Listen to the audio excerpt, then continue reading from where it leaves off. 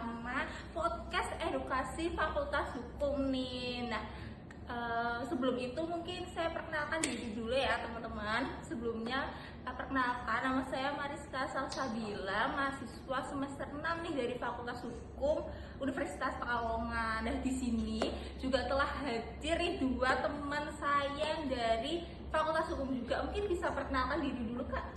Terima kasih ya Kak. Sebelumnya perkenalkan, nama saya Revi Janasari. Kalian bisa panggil aku Revi. Saya dari semester 6 Fakultas Hukum. Nah, pada kesempatan podcast kali ini, di sini saya akan membahas mengenai profil dan juga sejarah Bank Syariah Indonesia. Lalu apa saja produk dan jasa yang akan ditawarkan dari BSI, dan yang terakhir adalah tantangan apa saja sih yang dihadapi oleh BSI sendiri. Iya. Selanjutnya Kak, coba Halo perkenalkan. kakak-kakak, perkenalkan saya Aryo, mahasiswa semester 6 Fakultas Hukum Universitas Pekalongan. Pada kesempatan kali ini saya akan membahas mengenai keunggulan Bank Syariah Indonesia dibandingkan bank lain, serta berbagai problematika dan tantangan yang dihadapi dalam perkembangannya. Oke, baik, terima kasih nih atas perkenalannya nih Kak Aryo sama Kak Revi. Nah teman-teman, pada podcast kali ini nih kami akan membahas terkait salah satu lembaga perbankan nih di Kota Pekalongan sendiri, yaitu Bank Syariah Indonesia yang sering kita sebut dengan BSI. Nah, dalam perkembangan ekonomi syariah di Indonesia sendiri, Bank BSI tentunya menjadi salah satu perputaran ekonomi syariah khususnya di Kota Pekalongan. Nah, dalam kesempatan kali ini nih kita akan membahas berbagai seputar terkait Bank BSI Indonesia. Salah satunya itu ada sejarah dan profil dari Bank Syariah Indonesia sendiri. Nanti juga akan dijelaskan lebih lanjut sama Kak Aryo sama Kak Revi juga. Nah, yang kedua, kita akan membahas produk dan jasa apa saja sih yang ditawarkan oleh Bank Syariah Indonesia. Yang ketiga, keunggulan Bank Syariah Indonesia dibandingkan dengan bank-bank lain, apalagi di Kota Pekalongan sendiri itu kan ada Bank Pekalongan ya Kak. Iya, Betul. Jadi apa sih keunggulan dari BSI sendiri? Terus selanjutnya, peran Bank Syariah Indonesia dalam perekonomian nasional, dan yang terakhir ada problematika yang dihadapi Bank Syariah Indonesia sendiri. Baik, langsung saja kita masuk pada pembahasan pertama ya Kak. Sebelum kita membahas nih lebih lanjut terkait Bank Syariah, profil serta ke dalamnya, mungkin Kak Rafi bisa dijelaskan dulu nih terkait sejarah berdirinya Bank Syariah Indonesia sendiri, khususnya di Kota Pekalongan, Kak. Baik, terima kasih atas pertanyaannya. Sebenarnya Bank Syariah Indonesia atau BSI yang kita kenalnya merupakan bank hasil penggabungan dari 3 bank syariah milik pemerintah. Nah, apa saja? Yang pertama ada Bank Syariah Mandiri, BNI Syariah, dan juga BRI Syariah. Penggabungan tersebut resmi dilakukan pada tanggal 1 Februari tahun 2021. Nah, tujuan penggabungan dari bank-bank itu apa? Yaitu untuk memperkuat industri perbankan syariah nasional sehingga mampu bersaing baik di tingkat nasional maupun internasional. Lalu, pembentukan BSI merupakan bagian dari upaya pemerintah dalam meningkatkan pangsa pasar keuangan syariah di Indonesia. Dari aspek hukum sendiri, BSI ini berlandaskan pada Undang-Undang Nomor 21 Tahun 2008 tentang Perbankan Syariah, serta berada di di bawah pengawasan Otoritas Jasa Keuangan atau disingkatnya OJK ya, yang biasa kita kenal, dan juga Dewan Pengawas Syariah. Lalu di Kota Pekalongan sendiri, BSI itu bagaimana? Keberadaan BSI ini cukup strategis karena Pekalongan seperti yang kita kenal adalah merupakan kota perdagangan dan industri batik yang memiliki potensi ekonomi cukup besar ya Kak. Oleh karena itu BSI hadir untuk memberikan alternatif layanan keuangan berbasis syariah di kalangan masyarakat. Menarik sekali nih yang tadi sudah dijelaskan sama Kak Revi terkait sejarah berdirinya Bank Indonesia di Kota Pekalongan sendiri ya Kak. Nah, jadi bisa dikatakan nih bahwa BSI itu tidak hanya berorientasi pada keuntungan saja, tetapi juga mendorong pengembangan ekonomi syariah di Indonesia, khususnya di Kota Pekalongan sendiri. Ya, betul sekali Kak. Selain fungsi dari bank sendiri secara komersial, BSI juga memiliki visi misi. Nah, salah satu misinya adalah meningkatkan literasi dan inklusi keuangan syariah di masyarakat. Oke, nah ini aku mau tanya Kak Revi lagi nih yang sudah tadi dijelaskan.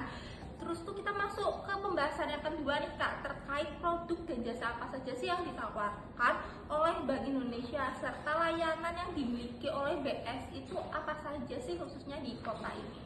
Oke, jadi BSI ini cukup lengkap ya Kak. Untuk produk yang ditawarkan itu ada dua. Yang pertama adalah penghimpunan dana dan yang kedua adalah pembiayaan.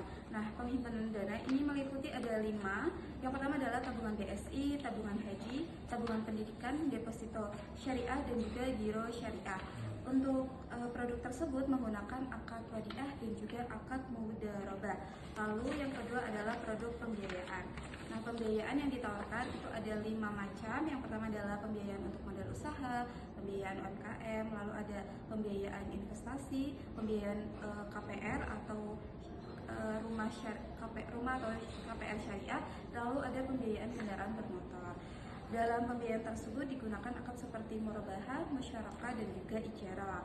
Lalu BSI juga memiliki layanan digital melalui aplikasi BSI Mobile yang menyediakan berbagai fitur seperti transfer dana, pembayaran tagihan, pembelian pulsa, pembayaran zakat, lalu juga ada pembayaran biaya haji dan umrah. Wah, banyak sekali ya teman-teman terkait produk, jasa, dan layanan yang disediakan oleh BSI untuk menjangkau seluruh nasabah-nasabah dari BSI tercinta. Nah, jadi nih Kak, yang dapat disimpulkan bahwa BSI itu tidak hanya terbatas pada transaksi perbankan konvensional saja ya Kak, tetapi juga telah terintegrasi dengan layanan berbasis digital dan kebutuhan ibadah masyarakat sendiri.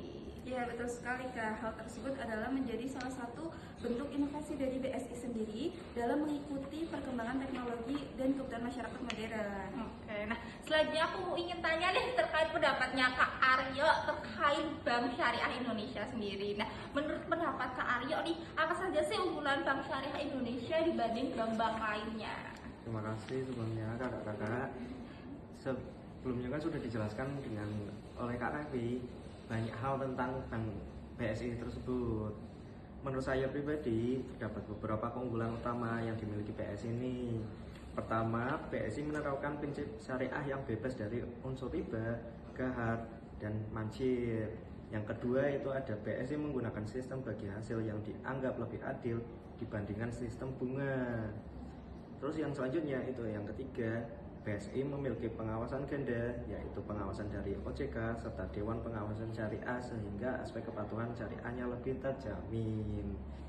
Nah, berikutnya yang terakhir nih menurut saya itu keempat, sebagai hasil merger 3 bank besar, BSI memiliki aset yang besar, jaringan yang luas, dan kemampuan pembiayaan yang lebih kuat.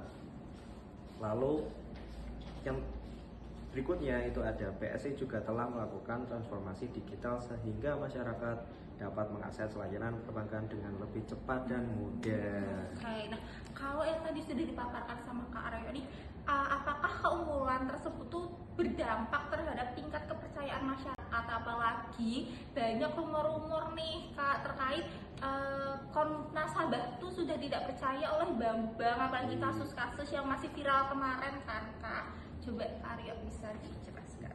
Untuk tingkat kepercayaan lebih tinggi tentu saja karena masyarakat cenderung memiliki tingkat kepercayaan yang tinggi terhadap BSI karena selain memiliki dukungan pemerintah, BSI juga dianggap mampu mengintegrasikan prinsip-prinsip syariah dengan layanan perbankan modern. Oke, berarti BSI itu bisa kayak menjamin nasabahnya, kayak keamanannya ya Kak.